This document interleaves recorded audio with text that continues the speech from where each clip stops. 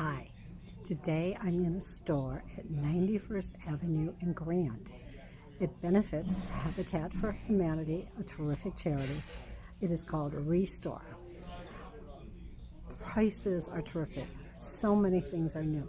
Behind me are a bunch of appliances, stainless steel stoves, refrigerators, washers and dryers, boxes and boxes of things. There's some furniture, both new and used here. There is clothing, there's some kitchenware, there's even some Halloween costumes here.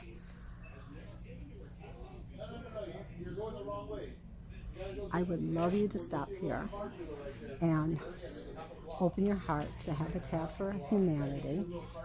Oh, behind me there's some more housewares. And get yourself a bargain. In fact, today their used lighting fixtures are half price. They have ceiling fans. They actually have a beautiful one with stained glass on it. They have several other lights that you would love. I'm going to get myself a floor mat and just a couple other little odds and ends because I was not expecting all of this. I came here to do the video.